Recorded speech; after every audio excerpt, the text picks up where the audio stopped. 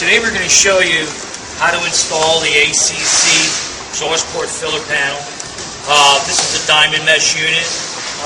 Whether you have a solid unit, perforated unit, or this diamond mesh, or whether you have an aftermarket exhaust, stock exhaust, or high performance exhaust, the application and installation and adjustment procedures are exactly the same.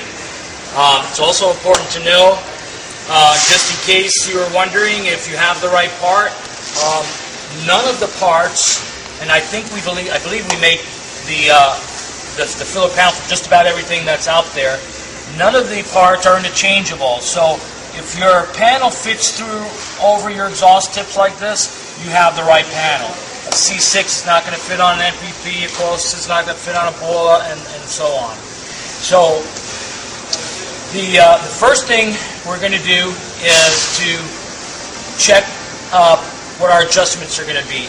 Now, it's important to understand that anything after 2008, this exhaust system has to be raised by 1 inch. The reason for that is GM designed a different CAT system for the car in 08, and as a result, it caused the whole exhaust system from the CAT back to sit lower by 1 inch. When we discovered this, we thought, we would have to design a new panel, but when we asked GM about this, that's how we learned that they put a different system in, and they suggested to us the procedure to adjust it.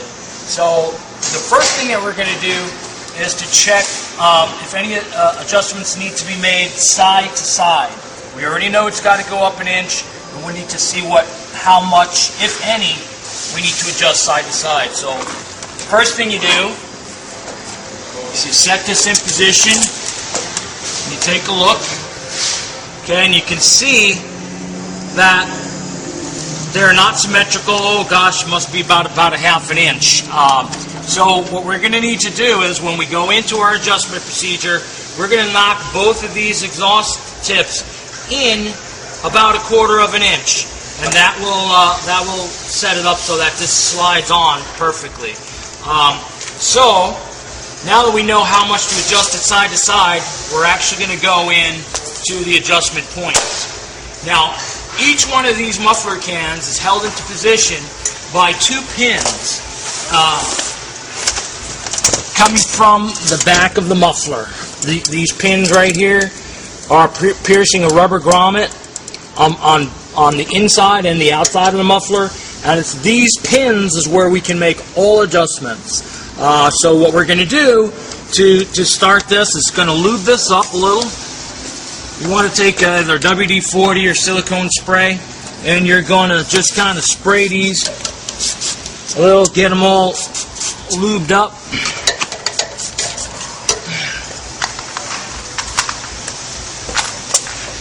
Let that saturate there for a couple seconds. Wipe away any mess you got. Okay. Now what we're going to do is slide the rubber grommet off those pins. Now, the easiest way to do this is with the car on the ground. This will give you enough leverage between the ground and your grommet so that you can slip it off manually. You don't have to jack it up or put it on a lift or anything like that. It's actually better and easier if it's on the ground. Now, to do each side, we recommend that you position yourself just like I'm going to do this, where my face is kind of right underneath the grommet. And what you're going to do is lift the weight of the muffler off the grommet itself, because this is kind of a heavy unit and it's hanging in the rubber, and it'll make it a lot easier for you to slip that grommet off and back on if you just lift the weight up a little bit, grab it in here, and you just kind of pop that out like that. Scoot yourself down and push that last grommet off.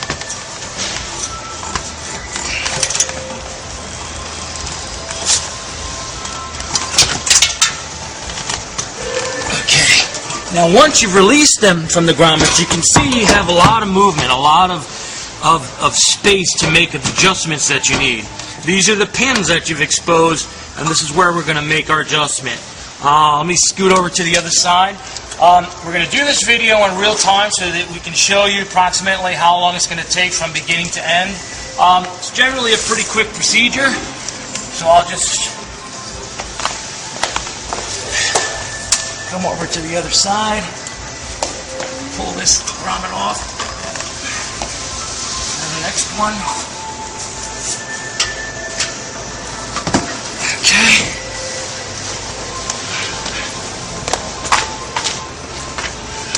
Now, we know that we have to raise the system an inch. In order to do that, we're going to take those pins and we're going to bend them down 1 inch. You don't really have to measure it. An eyeball approximation should do fine. In order to move these pins, we've come up with an arrangement of hardware, of tools here. You have a 16 millimeter deep socket with an extension. This will give you enough leverage to actually bend the pin where you need it to bend. Now, we know that this has got to come down 1 inch, so we're going to bend this down a good eyeballed inch. Now, we know that the system has to be adjusted to the inside. Each one of these tips is we want to bend the pin so that the tip sits inside 1/4 inch. So what we're going to do is just bend the pin in the opposite direction. So if this has got to go towards the inside, we're going to bend this to the side approximately 1/4 inch. Now that, when we put that back on the grommet, that should essentially pull this in and also lift it up.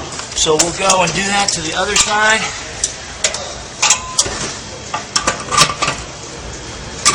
And then we're going to do our side-to-side adjustment. Okay. If you want, you can lube up your pin a little bit again. Makes it easier to go back on. Okay. Again, taking the grommet off and on is easiest if you position yourself exactly in this spot. So, once you're going to lift this up and kind of align your grommets, like so. And then once you're in, just slide this back on. That.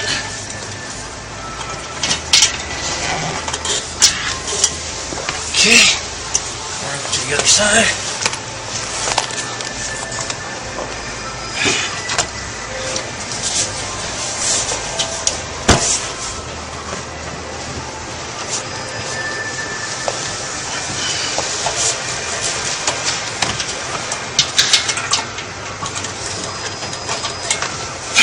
Okay.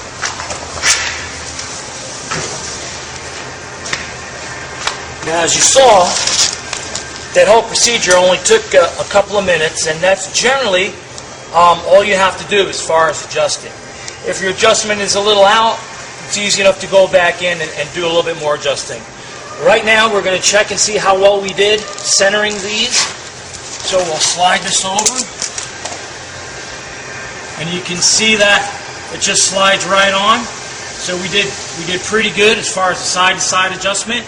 We've raised it 1 inch, so now we can continue with the rest of the procedure. Now, if you notice, the filler panel has some red attachment tape here. This tape is not to hold this panel in at all. It's strictly for cosmetic reasons. What happens is, or what the possibility is that once you put your mounting screws, this soft plastic is so soft, there's a possibility that this might pucker in between. So what we've done is we've added this tape, and this will allow the soft black panel to stay adhered to it, eliminating any possibility of space or gaps. Now, your kit comes to you with an adhesive promoter. This is not a cleaner. What this is an adhesive accelerator. It's designed to really set up the surface to mount to the adhesive of the double-faced tape for long term. So it's important to use that.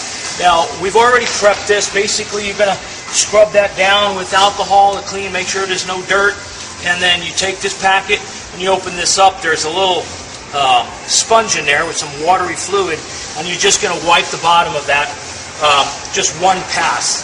Now, your kit comes to you with some very simple hardware. You're going to have 2 washer head screws. These are going to be for the rear locations, and then the ones that are up closer to the holes is the stainless flathead screws. These will be countersunk into your filler panel, so you shouldn't see them. And then you're also going to have in your kit some flat nuts.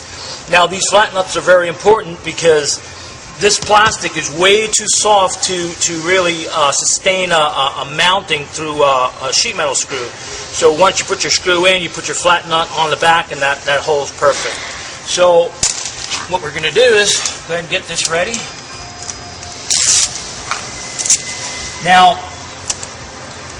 it's important to know and understand that we've designed this system, the filler panel, to come into full contact with the tips and the muffler cans themselves. In fact, this 1-inch tab in the back here is going to hit right on the bottom of that can, and we've done this on purpose. Having full contact with the exhaust system and making it tight to the exhaust system will prevent any rattling or clunking when you drive or you put on your foot on the brake or accelerate or hang a turn. That the fact that this is actually clinging to the exhaust system is what's going to make it quiet. A lot of people are concerned that might rub a hole in the muffler or it might rattle, but the actual fact and the testing since 2005 proves that it is genuinely stable. It will not cause any damage, and it does actually make the system nice and quiet. So what we're going to do, set this in. Okay. Now the 1-inch tab is going to line up with the very back edge of your rear valance.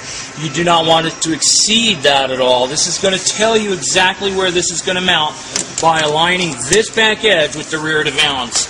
Now, the sides are going to line up with the very side of the rear valance. So there's really no measuring or anything like that. Once you get it into position, the panel will kind of tell you exactly where it's supposed to go. So we're going to bring this all the way back to that back edge. We're going to line up that side. Okay. And then we're going to pilot first hole. Put our screw in.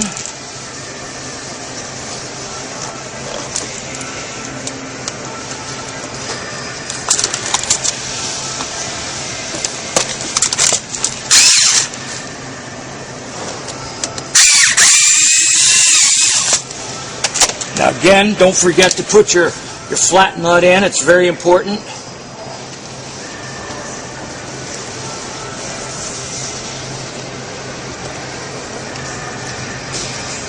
Okay.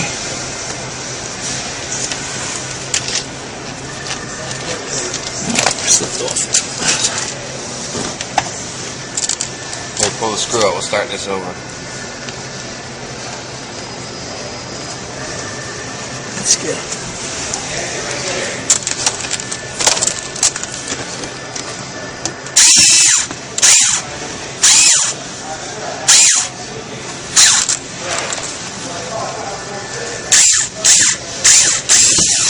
Okay.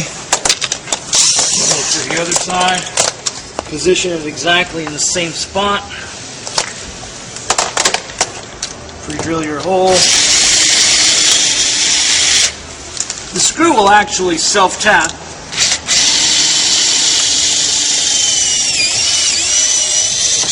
But drilling a hole will allow the screw to go in nice and straight, and we won't have a cockeyed setup at the end.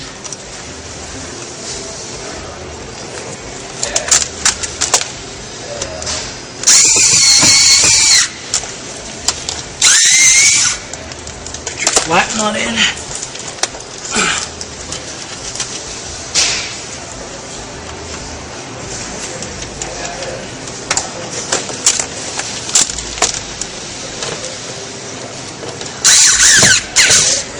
Okay, now your regular flathead screws, stainless flathead screws.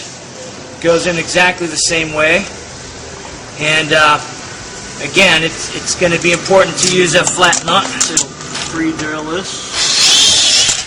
Nice up in here. Screw it in.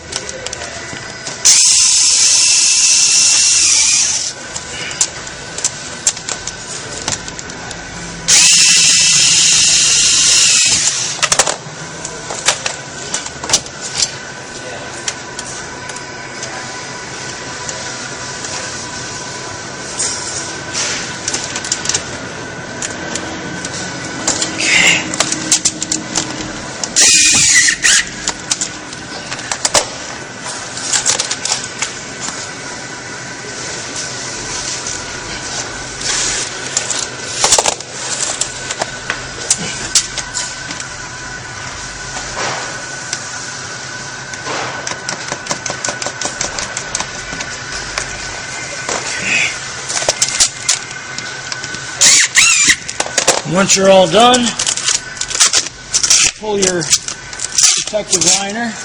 You want to leave that on during the entire installation. This will help you out so you won't get any fingerprints or stains on it. And that's how you put in the ACC exhaust port filler panel.